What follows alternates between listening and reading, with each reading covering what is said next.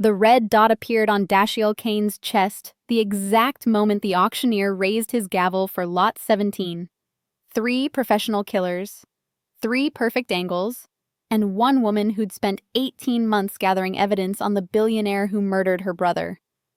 What Vincent Hale didn't know was that his $8 million forged Bernini was about to become a $16 million confession recorded by 400 witnesses who would watch his empire collapse in real time.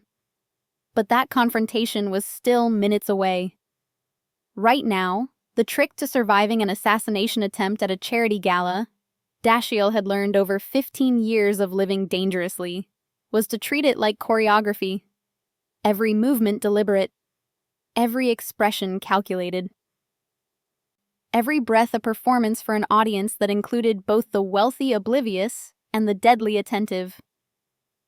"We need to move," he murmured, his lips barely shifting from the smile that had become a mask. Slowly, like we're enjoying each other's company. Sienna's hand slid from his arm to his hand, her fingers interlacing with his in a gesture that would read as romantic intimacy to anyone watching. Her palm was warmer than he expected, steadier than it should have been for someone who'd just warned a Mafia boss about 3 trained killers waiting to end him. He stood near the eastern colonnade of the Wilmington Regent Ballroom, surveying 400 guests who believed themselves safe in their evening gowns and borrowed confidence. Crystal chandeliers cast fractured light across polished marble floors below, where champagne flutes caught reflections like tiny surveillance cameras, revealing secrets their holders preferred to keep buried. The annual charity art auction had transformed the historic ballroom into a gallery of human ambition. Each attendee a carefully curated facade. Dashiell's hand remained steady on a champagne flute he had no intention of drinking, his tailored charcoal suit doing little to hide the ink that crawled from his wrists to his collar. Serpents and compass roses and Latin phrases that told the story of a man who'd built an empire from blood and calculation.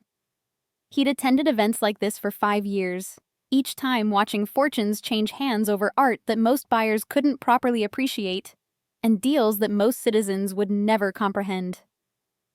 Tonight felt different in ways his instincts couldn't articulate. A tension beneath the practiced elegance that made the tattoos on his knuckles itch like they always did before violence found him. The orchestra played Chopin, while servers circulated with precision that would shame military operations. Their trays balanced with the expertise of people who understood invisible hierarchies and unspoken threats. The air smelled of imported roses and old money and something else. Gunpowder residue, maybe. Or just the metallic tang of danger that Dashiell had learned to taste before it arrived. Below, a woman moved through the crowd with purpose that contradicted the casual grace of her movements. Her champagne gold dress caught light in ways that seemed almost calculated, the fabric clinging to curves that spoke of discipline rather than vanity. She stopped at each display podium, adjusting the positioning of information cards with fingers that suggested intimate knowledge of every piece. Renaissance bronzes, pre-Columbian jade, oil paintings whose provenance she probably knew better than their own creators. Her dark hair was swept into an updo that belonged in art history textbooks, classic without competing with the younger socialites who surrounded her like decorative noise. She consulted a leather portfolio, making notes with movements so economical they bordered on military, checking sightlines, cataloging faces, mapping exit routes disguised as aesthetic appreciation. Dashiell recognized a fellow predator when he saw one. The economy of movement that separated professionals from pretenders in every dangerous field he'd ever mastered. This woman wasn't performing for the crowd. She was conducting an operation with variables only she could see, and outcomes she'd already calculated 3 moves ahead.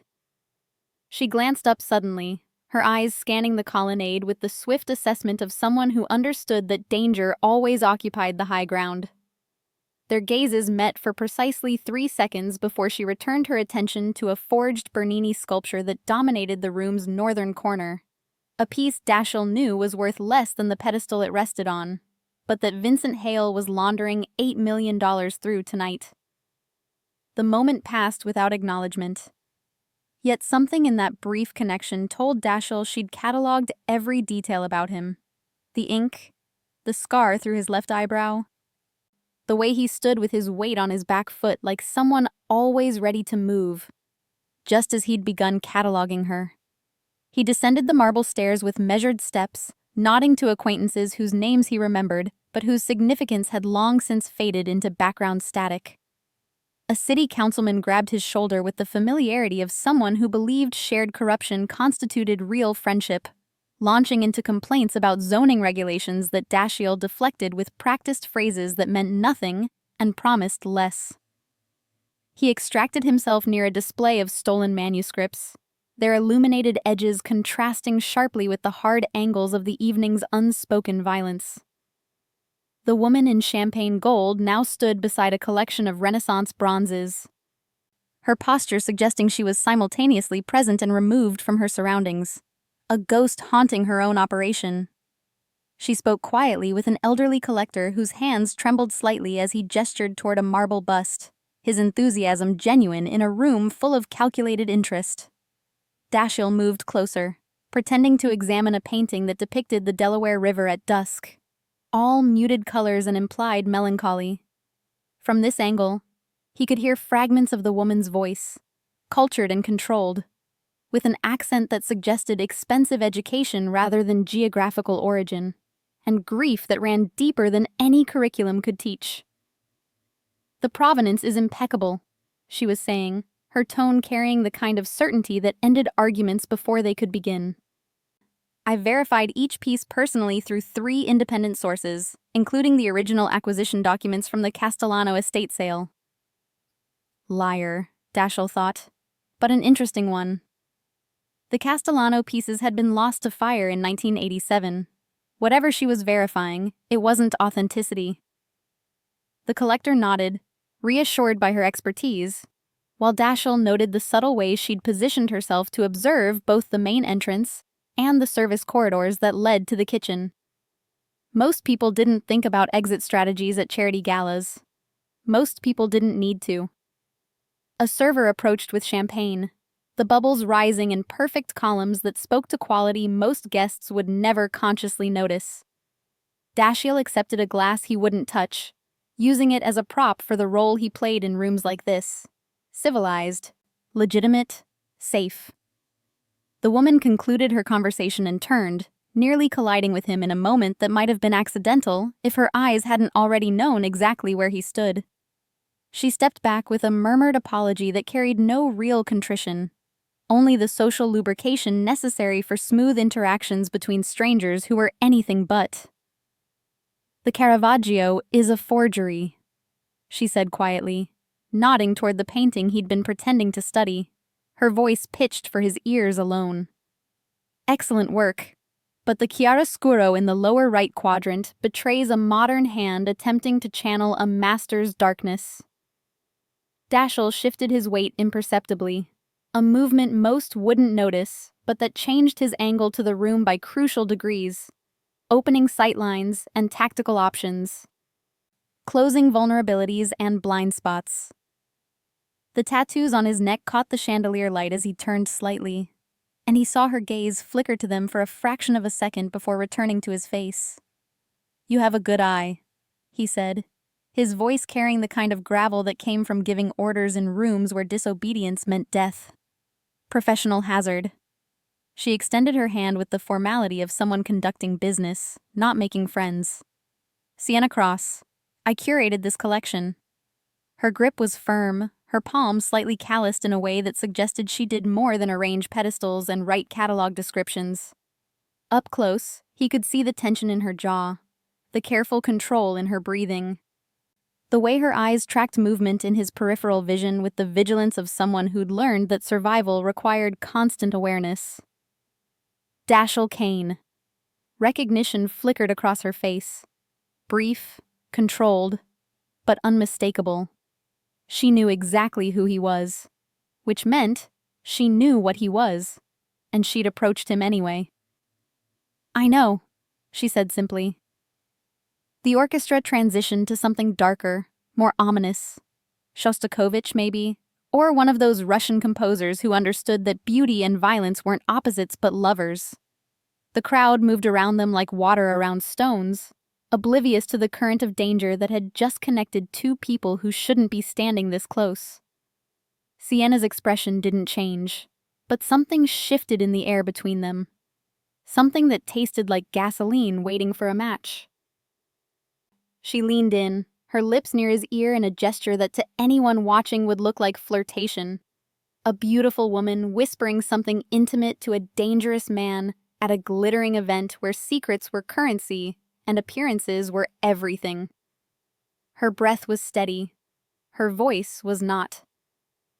"Smile like it's a joke," she murmured, each word precise and weighted. "Red dot on your head." Dashiell's instincts flared like a knife finding flesh. He smiled, slow, dangerous, the kind of expression that had preceded violence in 100 rooms darker than this one. To anyone watching, it looked like charm, like a man enjoying a beautiful woman's attention.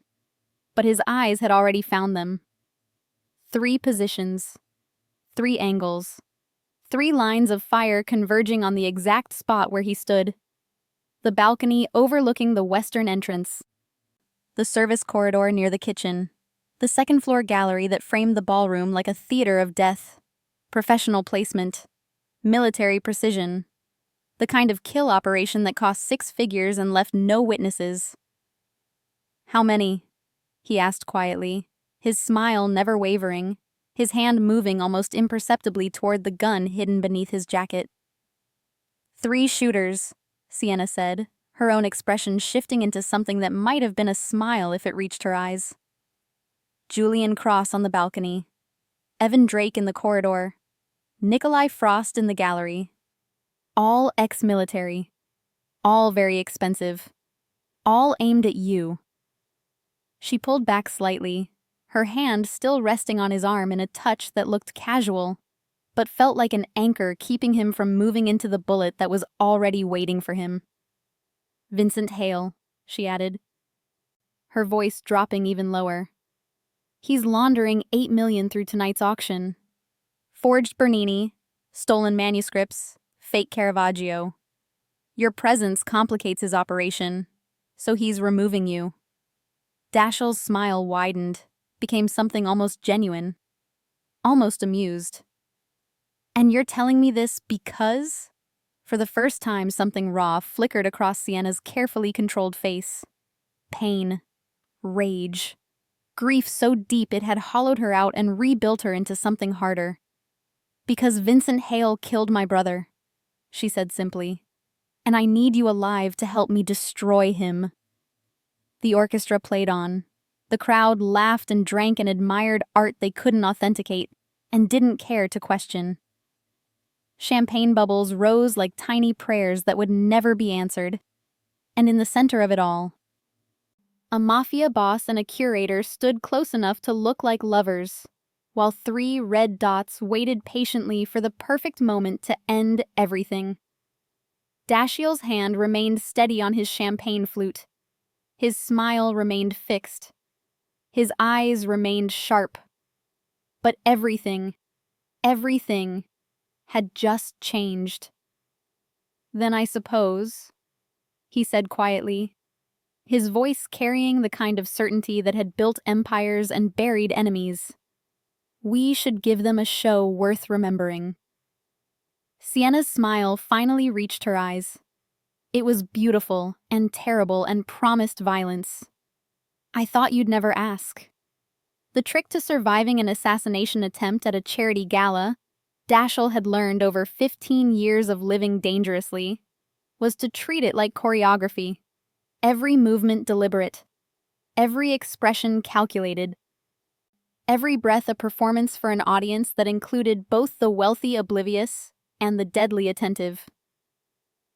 "We need to move," he murmured, his lips barely shifting from the smile that had become a mask. "Slowly, like we're enjoying each other's company." Sienna's hand slid from his arm to his hand, her fingers interlacing with his, in a gesture that would read as romantic intimacy to anyone watching. Her palm was warmer than he expected, steadier than it should have been for someone who'd just warned a mafia boss about 3 trained killers waiting to end him. "The Bernini sculpture," she said quietly, her eyes tracking the room with the precision of someone who'd mapped every inch of it weeks ago. "Northwest corner. It's on a rotating pedestal. If we position ourselves behind it, the sightlines break." Julian Cross loses his angle from the balcony. Dashiell's respect for her ticked up another notch. Most people froze when death entered the room. She was already 3 moves ahead. And the other 2? Evan Drake in the service corridor can't fire without hitting civilians. He's ex-Marine. Rules of engagement are hardwired, even for hired killers. Nikolai Frost in the gallery. She paused, her jaw tightening almost imperceptibly. "He doesn't have rules.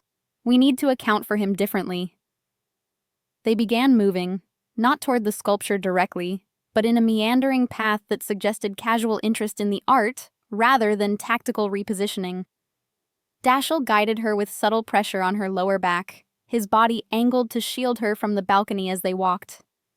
"Tell me about Julian Cross," Dashiell said, keeping his voice conversational as they paused before a Renaissance bronze of Mercury in flight.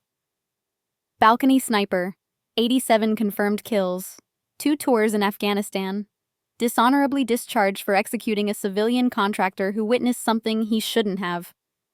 The military buried it. Vincent Hale recruited him 6 months later." Her fingers tightened slightly on his. "He doesn't miss. Ever. The only reason you're still breathing is because I'm standing between you and his sightline." Dashiell felt his instincts flare, that electric awareness that had kept him alive through 15 years of living in rooms full of people who wanted him dead.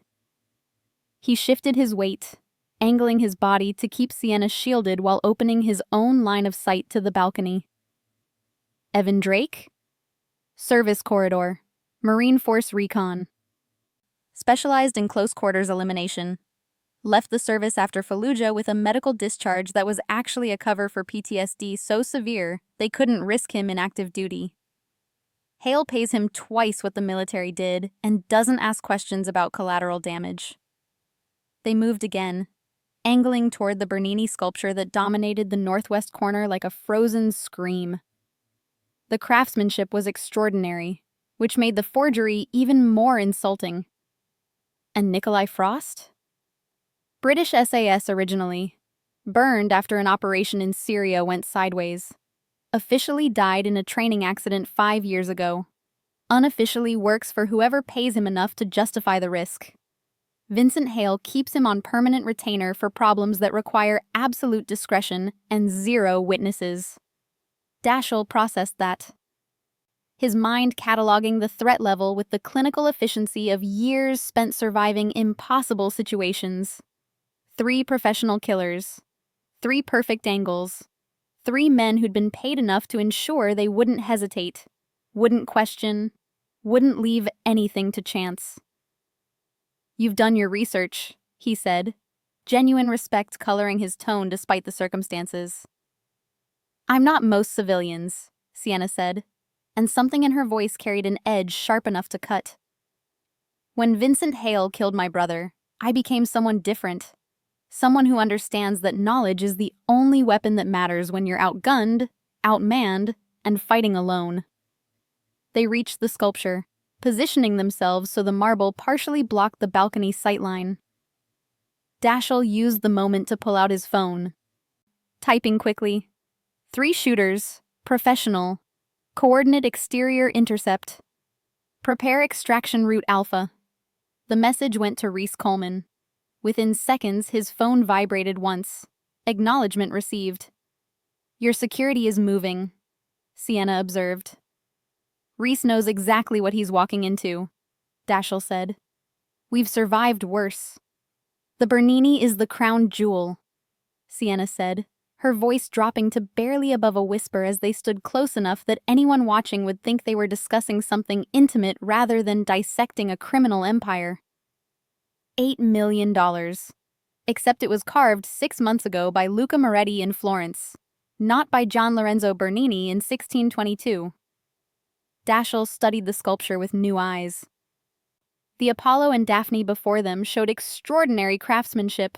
Daphne's transformation into a laurel tree captured with such dynamic tension that the marble seemed to move, which made the deception even more audacious. Moretti is brilliant, Sienna continued, her professional expertise bleeding through despite the circumstances. Trained at the Accademia, worked in museum restoration for 15 years before gambling debts made him vulnerable to recruitment. Hale paid him $200,000 to create a Bernini that never existed, then built an entire provenance history around it. Fake documentation? Everything. Papers from a Tuscan estate sale that never happened. Authentication letters from dead experts. A paper trail that looks legitimate to anyone who doesn't dig deeper than surface verification. She pulled documents from her portfolio with the practiced efficiency of someone who'd been preparing for this moment for months. I have the real acquisition records, photographs of Moretti's workshop, communications between Hale and the forger discussing payment and delivery. Dashiell processed the scale of the operation with the clinical assessment of someone who'd run his own criminal enterprises. The sculpture is listed at $8 million, but the actual value to Hale is the laundering capacity. Exactly. $8 million in dirty money becomes $8 million in legitimate auction proceeds. Hale bids on his own pieces through shell companies and offshore accounts. The auction house takes their commission and certifies the transaction as legitimate. The money is now clean. Shell companies in the Cayman Islands? Dozens of them. All connected through a network that took my brother 6 months to map and me another 18 to verify. Sienna's voice tightened almost imperceptibly, grief surfacing through professional control. Marcus was investigating real estate fraud when he found the connection. Luxury developments financed through offshore accounts that traced back to art auction proceeds. The art was the washing machine. How much total? $60 million over 7 years. Drug trafficking proceeds, illegal arms sales, human trafficking, political corruption, all laundered through forged art and charitable donations. Vincent Hale presents himself as a philanthropist. He's actually one of the most successful money launderers on the East Coast. Dashiell felt something shift in his chest, recognition of an operation sophisticated enough to respect even while preparing to destroy it. And he's been using my businesses. Your real estate holdings, your art gallery investments, your banking relationships. He's been exploiting your reputation to legitimize his operations without your knowledge. Sienna met his eyes, and in them he saw the particular understanding that came from recognizing another person who'd been violated by Hale's careful corruption. You were the perfect cover. A criminal with legitimate businesses who wouldn't look too closely at transactions that seemed profitable. The audacity of it made Dashiell's jaw tighten. He'd spent 15 years building an empire that straddled the line between criminal and legitimate, carefully maintaining relationships and reputation that allowed him to operate in both worlds. And Vincent Hale had been systematically exploiting that infrastructure for his own purposes. I've been investigating him for 6 months, Dashiell admitted, sharing information he'd kept compartmentalized until now. Different angle than your brother, but leading to the same conclusions. Property acquisitions that didn't match standard patterns. Transactions through my accounts that I didn't authorize. Communications with Senator Graham Pierce about deals I knew nothing about. Understanding crystallized in Sienna's expression. Then tonight isn't just about my revenge. Tonight is about justice, Dashiell said. For your brother. For every person Hale's hurt. For every institution he's corrupted. And yes, for my own interests because I refuse to be anyone's unwitting accomplice. The auctioneer's voice rose in the background, moving through lots with practiced enthusiasm. They were maybe 15 minutes from lot 17, 15 minutes from everything converging. When the Bernini comes up, Sienna said, her decision made, her path chosen. I'm going to expose everything. In front of everyone. with all their phones recording. Hale won't be able to bury this, won't be able to make it disappear. He'll try to kill us immediately. I know. Her hand found his again, steadier now, anchored by purpose. But at least everyone will know the truth first. At least Marcus's death will have meant something. Dashiell looked at this woman who'd spent 18 months infiltrating a murderer's operation, who'd gathered evidence while pretending to authenticate forgeries, who'd positioned herself between him and a sniper's scope without hesitation, who was willing to die if it meant exposing corruption. Then let's make sure the truth burns bright enough that everyone can see exactly what he is, Dashiell said quietly. Sienna's smile was beautiful and terrible, and promised violence. I thought you'd never ask. Marcus was 3 years older than me, Sienna began, her voice carrying a different quality now. Less curator, more sister, less weapon, more human. When our parents died in a car accident, I was 15 and he was 18. The state wanted to put me in foster care. Marcus fought them. Dropped out of college, got 2 jobs, convinced a judge he could provide a stable home. They'd repositioned near the ballroom's southern colonnade, where marble columns provided cover and mirrored panels offered sightlines to all 3 shooter positions. The tactical advantages were minimal but present. He became a journalist because he believed truth mattered more than comfort, Sienna continued. Could have taken safer assignments, lifestyle pieces, entertainment coverage. But Marcus believed the purpose of journalism was afflicting the comfortable and comforting the afflicted. Dashiell heard echoes of his own history in her words. Different circumstances, same fundamental truth that family meant fighting for the people who'd fought for you. 8 months ago, Marcus was investigating waterfront development. Luxury condos being built on land designated for public housing. The usual corruption. But something didn't track. The developer was paying above market rate for land that should have been worthless, financing construction through accounts that didn't match conventional lending patterns. Money laundering. Marcus suspected it immediately. Started digging deeper. Traced the money back through shell companies, then to art auction proceeds, then to Vincent Hale's restoration business. The art was the key. And when Marcus found proof? He did what he always did. Believed in giving people chances. Believed in redemption. Sienna's hands trembled slightly, anger and grief creating a volatile combination. He contacted Hale, arranged a meeting, brought copies of the evidence and offered cooperation, to come clean, to help expose the larger network. Hale killed him instead, invited him to dinner at his estate. They talked for 3 hours. Marcus showed him everything. Thought documentation would protect him. Her voice dropped to barely above a whisper. 2 days later, Marcus was dead. Fentanyl overdose. The police ruled it accidental within 48 hours. Senator Pierce personally intervened to ensure no investigation. The cruelty of that made something cold settle in Dashiell's chest.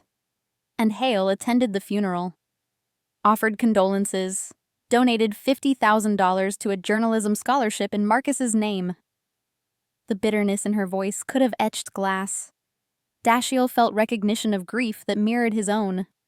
Rage that understood the specific helplessness of watching corruption operate with impunity while good people died for trying to fight it. So you became a curator, he said.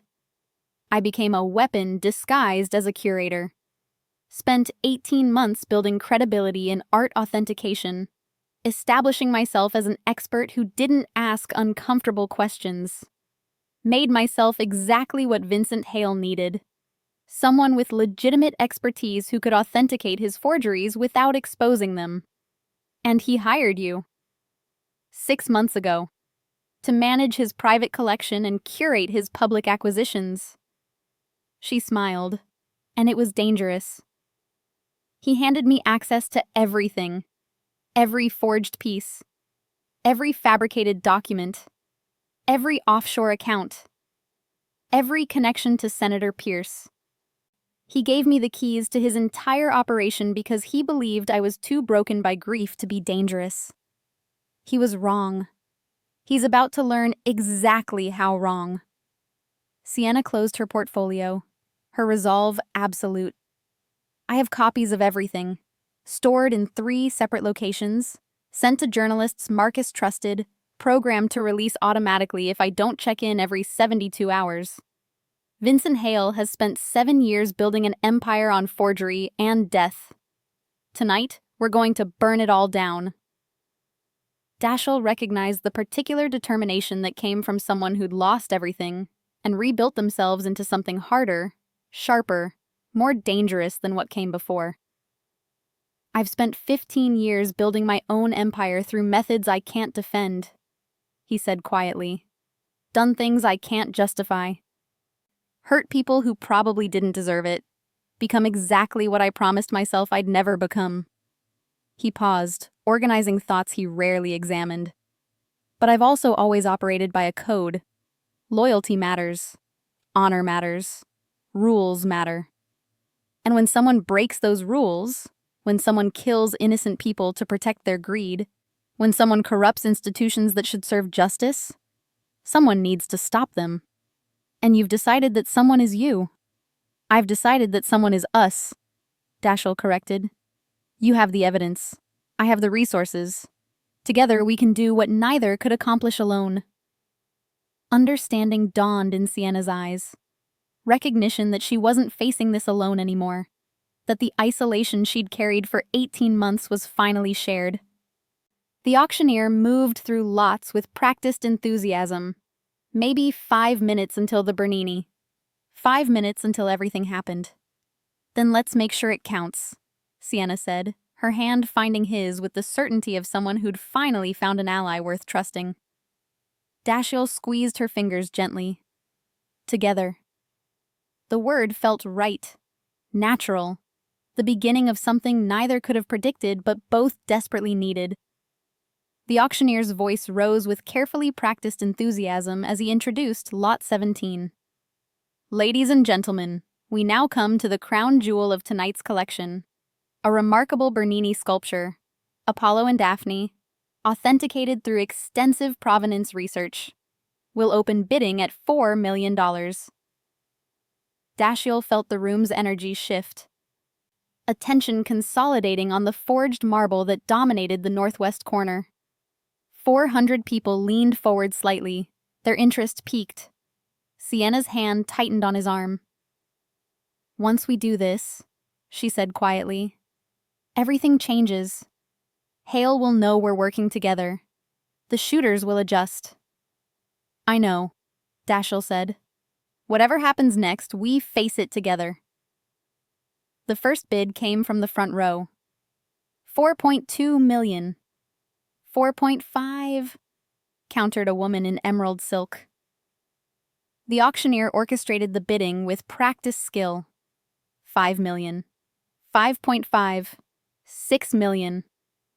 Each increment represented money that would be laundered through Hale's network. Sienna stepped forward, her champagne gold dress catching light from the chandeliers, her voice carrying across the ballroom with clear authority. Stop the bidding. The room went silent. The auctioneer paused, confusion flickering across his expression. 400 faces turned toward Sienna. I'm sorry, the auctioneer said. Miss Cross, I believe... The sculpture is a forgery, Sienna said, each word precisely articulated. I authenticated this piece as curator of Vincent Hale's collection. But I was wrong. Or rather, I was lied to. The provenance documentation I was provided has been fabricated. This sculpture was not created by Gian Lorenzo Bernini in 1622. It was created by Luca Moretti in Florence 6 months ago. The silence deepened, became absolute. Phones appeared, recording everything. Vincent Hale emerged from the VIP lounge entrance, his expression carrying controlled fury wrapped in practiced civility.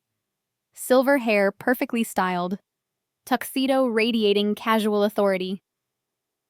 Miss Cross, he said, his voice pitched to carry sympathy. I understand you've been under tremendous stress since your brother's tragic passing. Perhaps we should discuss this privately. My brother's murder, Sienna corrected, her voice cutting through Hale's performance. Marcus Cross was murdered 8 months ago after discovering that you've been laundering $60 million through forged art.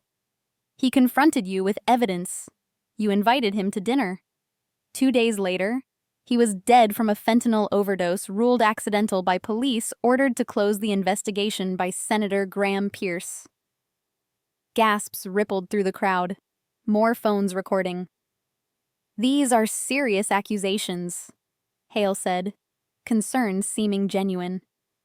I loved Marcus. His death devastated me.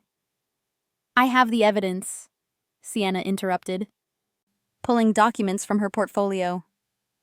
Forged provenance files, shell company structures in the Cayman Islands, financial transactions linking art auction proceeds to offshore accounts, communications between you and Senator Pierce discussing kickbacks, photographs of the workshop where Luca Moretti created this sculpture based on your specifications and your payment of $200,000. She held up the documents. Phones zoomed in, capturing images that would circulate within minutes. The Apollo and Daphne before you is one piece in a 7-year operation. Vincent Hale has been commissioning forgeries, stealing legitimate works, fabricating documentation, and laundering tens of millions through institutions that trusted him. Hale's mask cracked, fury bleeding through. You're making a terrible mistake. The only mistake I made was waiting this long, Sienna said. Dashiell stepped forward then, positioning himself beside her. Vincent Hale has also been using my legitimate business operations to launder his money without my knowledge. Property acquisitions through my real estate holdings. Art purchases through galleries I'm invested in. He's been exploiting my reputation to legitimize his operations. He pulled up financial records on his phone. I have documentation showing shell companies connected to Hale making purchases through my businesses. Communications with Senator Pierce discussing how to use my operations as cover. The auctioneer had backed away. Auction house staff appeared, uncertain whether to intervene. Hale's fury was visible now. You have no idea what you're doing, he said. Threat barely concealed. No idea who you're threatening? I'm not threatening anyone, Dashiell interrupted. I'm exposing a criminal enterprise. And I'm honoring my brother's memory, Sienna added, by finishing what he started. 400 phones recorded everything. 400 witnesses documented the moment Vincent Hale's empire began to crack. Dashiell stepped forward, his voice carrying casual confidence. I'd like to bid on Lot 17, the forged Bernini sculpture. Let's start at $8 million.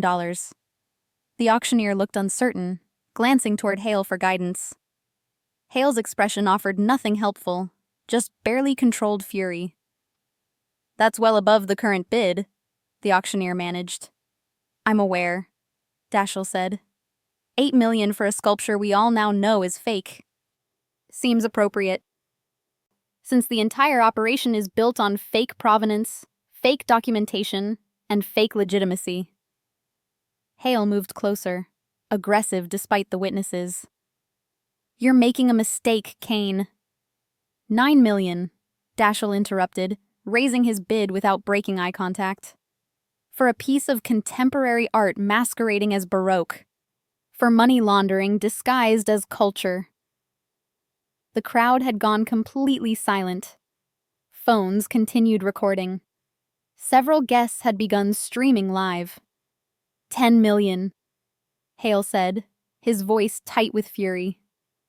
Since we're apparently turning this into theater, Sienna stepped closer to Dashiell. He's bidding with laundered money, she said, voice pitched to carry to the recording phones. Offshore accounts funded by drug trafficking, illegal arms sales, political corruption. Every dollar Vincent Hale bids tonight is dirty money he's trying to clean. $11 million, Dashiell countered. Though we should acknowledge I'm bidding with money earned through criminal enterprises too. Difference is, I've never pretended to be anything other than what I am, while Vincent Hale has spent 7 years hiding behind charitable donations. The honesty rippled through the crowd. A criminal who acknowledged his criminality couldn't be blackmailed with exposure. 12 million, Hale snarled. And you're both going to regret— When what? Dashiell interrupted. When your 3 shooters eliminate us? Julian Cross on the balcony? Evan Drake in the service corridor? Nikolai Frost in the gallery? The professional killers you hired to remove me before I could interfere? Complete silence. Hale's face went pale, then flushed. You have no proof. I have their names, their military records, photographs of them positioned throughout this ballroom with rifles, communications between you and Thomas Reed discussing assassination timeline and payment structure. 13 million, Hale said desperately. 15 million, Dashiell countered, jumping the bid. Final offer. 15 million for a fake sculpture in a fake auction run by a fake philanthropist. The auctioneer looked lost.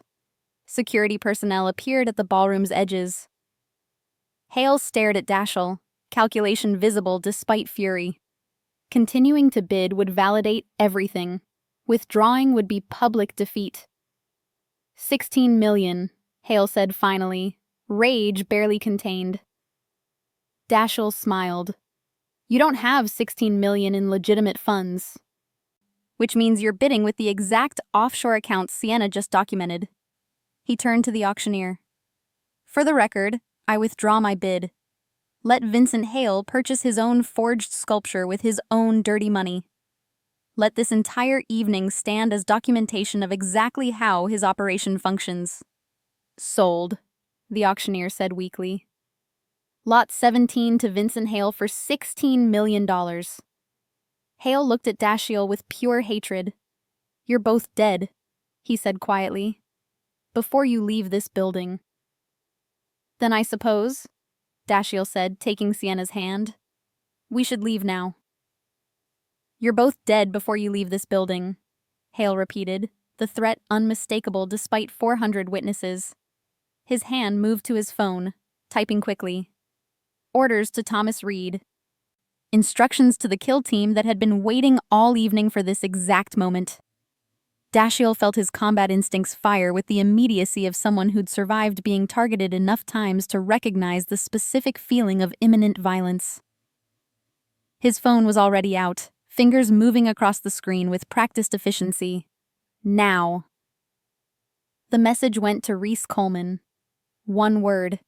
Everything it needed to communicate. Sienna grabbed her evidence portfolio, documents that represented 18 months of infiltration and investigation, proof that could survive even if they didn't. Her hand found Dashiell's with the certainty of someone who'd made peace with whatever came next. They began moving toward the exit, not running. That would trigger the shooters immediately. But walking with purpose that suggested confidence rather than fear. The crowd parted around them, faces showing curiosity and concern, and the dawning recognition that remaining close to these 2 people meant becoming part of whatever violence was approaching. Above them, Julian Cross adjusted his position on the balcony, scope tracking Dashiell's movement through the crowd. In the service corridor, Evan Drake moved with purpose disguised as staff efficiency. In the gallery, Nikolai Frost's finger rested lightly on the trigger, years of muscle memory making the rifle feel like an extension of his body. Thomas Reed's voice came through their encrypted earpieces. All units, target is moving toward main exit. Authorization for immediate termination. Repeat. Green light for engagement. The marble foyer felt endless despite being maybe 30 feet from the ballroom to the exterior doors. Dashiell and Sienna moved through it with forced casualness, bodies close enough that from above they'd present a more difficult target. Behind them, Hale's voice carried from the ballroom, attempting damage control that was already too late. Ladies and gentlemen, please remain calm. These accusations are false and will be proven false through proper legal channels. The glass door ahead shattered, the distinctive crack of a high-powered rifle finding its target. safety glass fragmenting into 1,000 pieces that caught the streetlights. The bullet missed Dashiell's head by maybe 6 inches, close enough that he felt the displacement of air. "Down!" he shouted, pulling Sienna toward the floor as a second shot punched through the remaining glass, embedding itself in the marble column beside them.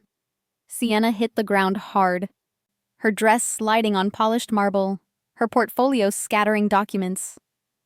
Dashiell covered her body with his, one hand finding the gun at his lower back, the other still gripping his phone. A third shot shattered the chandelier above them, crystal raining down like expensive snow. Dashiell felt something sharp slice across his shoulder.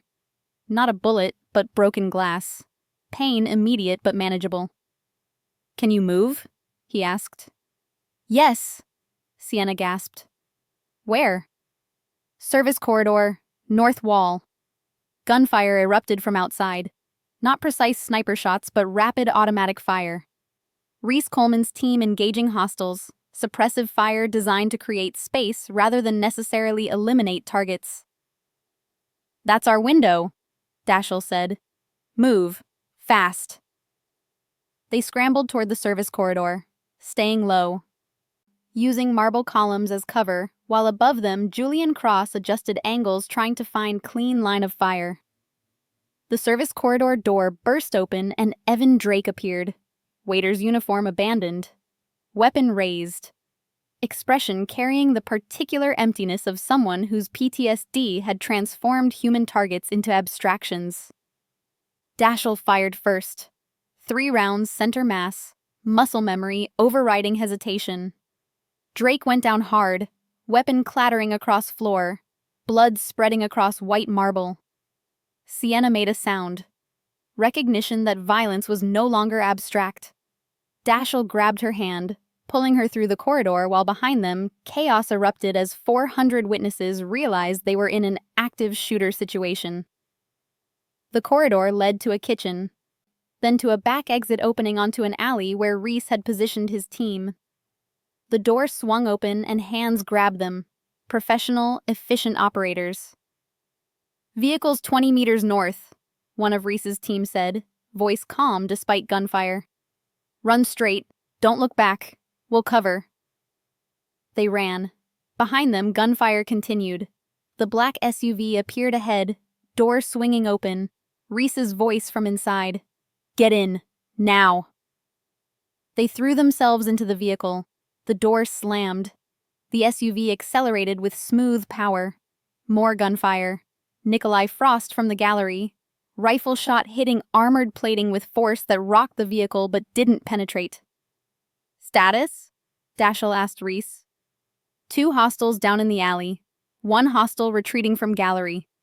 Julian Cross abandoned his position when my team breached. "Drake?" "You killed him." "Clean shoot. Professional work." Dashiell felt the familiar weight of adding another body to his count. Drake had been trying to kill him.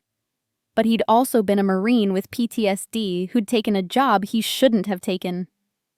Beside him, Sienna was shaking, adrenaline crash beginning. Her dress torn, blood on her hands from cuts she hadn't realized she'd sustained. "Are you hurt?" Dashiell asked gently. "I don't know," Sienna said, voice hollow. "I can't feel anything." "That's adrenaline," Reese said from the driver's seat. "You'll start feeling everything in about 10 minutes. But you're alive. That's what matters." The safe house was a converted warehouse in Wilmington's industrial district. 3 stories of exposed brick and reinforced steel, with security systems that could detect approach from 3 blocks away. Reese had chosen it for exactly this situation. Sienna sat on a leather couch, surrounded by equipment and supplies. Her trembling had stopped, adrenaline crash transforming into exhausted numbness. Dashiell had treated the cuts on her hands, shallow lacerations, nothing requiring stitches. His own shoulder wound was worse, a deep slice from crystal that Reese had cleaned and bandaged. "Vincent Hale is currently at the Wilmington police station," Reese reported, reading updates from his encrypted phone. "Brought in for questioning. FBI has seized his financial records. Senator Pierce is refusing to comment. 3 of Hale's properties have been raided simultaneously. The story is everywhere. National news, international coverage, social media trending. Marcus would have loved that, Sienna said softly. He always believed sunlight was the best disinfectant. He was right, Dashiell said. Hale might hire expensive lawyers, might try to delay prosecution, but he can't undo what happened tonight. Can't make 400 witnesses forget. Sienna nodded, processing something internal. I need to contact Agent Rachel Torres, Marcus's friend at the FBI. She's been waiting for me to deliver the full evidence package. We'll coordinate with federal authorities tomorrow, Reese said. Tonight, you both need rest. The war continues tomorrow. Tonight, you're safe. He left with practiced tact, heading upstairs to coordinate with his team. Silence settled between Dashiell and Sienna, weighted with everything that had happened in the last 3 hours, with violence and exposure and survival that had transformed strangers into partners. Thank you, Sienna said finally, for believing me, for helping me, for risking your life for revenge that wasn't even yours. It became mine, Dashiell said quietly, vulnerability bleeding through. The moment you warned me about the red dot. The moment you chose to trust me. He paused, organizing dangerous thoughts. I've spent 15 years building an empire through violence and corruption. Done things I can't defend. Hurt people who probably didn't deserve it. Become exactly what I promised myself I'd never become. And I've been alone through all of it because trust is a luxury criminals can't afford. Sienna listened without interrupting. Tonight was the first time in 15 years that I've fought for something other than survival or power, Dashiell continued. The first time I've risked everything for someone else's justice. And it felt right. In ways I didn't know were still possible. You're a better man than you believe yourself to be, Sienna said softly. Everything I've seen tonight suggests you still have principles, still have honor, still have capacity to fight for something that matters. Maybe, Dashiell acknowledged. Or maybe I'm just tired of being alone. The admission hung between them, raw, honest, the kind of vulnerability most people spent lifetimes avoiding. Sienna reached out, her bandaged hand finding his. You don't have to be alone. Not anymore. Not if you don't want to be. Dashiell felt something shift in his chest. Possibility of becoming someone different. Someone who fought for more than survival. Stay, he said, the word coming out rougher than intended. Please. Not just tonight. Not just until the danger passes. Stay. Help me figure out what comes next. How to turn this, he gestured at the warehouse, into something that matters. Something Marcus would have been proud of. Sienna's eyes filled with tears that finally spilled over. Marcus would have liked you. He would have seen past the tattoos and criminal empire to the man underneath. The man who believes honor matters. She leaned forward, forehead resting against his. I'll stay. Not just tonight. Not just until the danger passes. I'll stay because I don't want to be alone anymore either. Because 18 months of pretending has exhausted every defense I have. Because you're the first person since Marcus died who's made me believe that trust is still possible. Dashiell pulled her closer, arms wrapping around her with surprising gentleness. They sat like that for a long time, 2 people who'd survived impossible odds, who'd exposed corruption that should have stayed hidden, who'd found each other in violence and chosen to build something better. What happens next? Sienna asked eventually. We finish what Marcus started, Dashiell said with quiet certainty. We deliver your evidence to Agent Torres.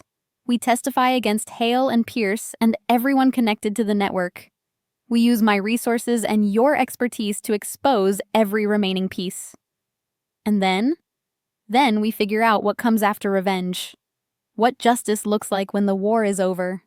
how to build lives that honor the people we've lost instead of just punishing the people who took them. Sienna nodded. Marcus would say that's the hard part. That destroying evil is easier than building good. That revenge is simpler than redemption. Your brother sounds like he was wise. He was, Sienna said, grief and pride mixing. And he'd want me to live. Really live. Not just survive while planning revenge. He'd want me to find something worth building. Then that's what we'll do, Dashiell said. Together. Together, Sienna agreed, and in her voice he heard the same tentative hope he felt. Outside the warehouse, Wilmington continued its transformation. The scandal would take months to unfold. Prosecutions would take years, but Hale's empire was broken, his network exposed. And two people who'd had nothing left to lose had found each other in violence and chosen to build something honest from the wreckage. Stay, Dashiell whispered again, less desperation now, more certainty. I'm not going anywhere, Sienna promised. They stayed like that, holding each other, planning tomorrow, letting themselves believe the hardest part was over, even though they both knew the real work was just beginning. Together.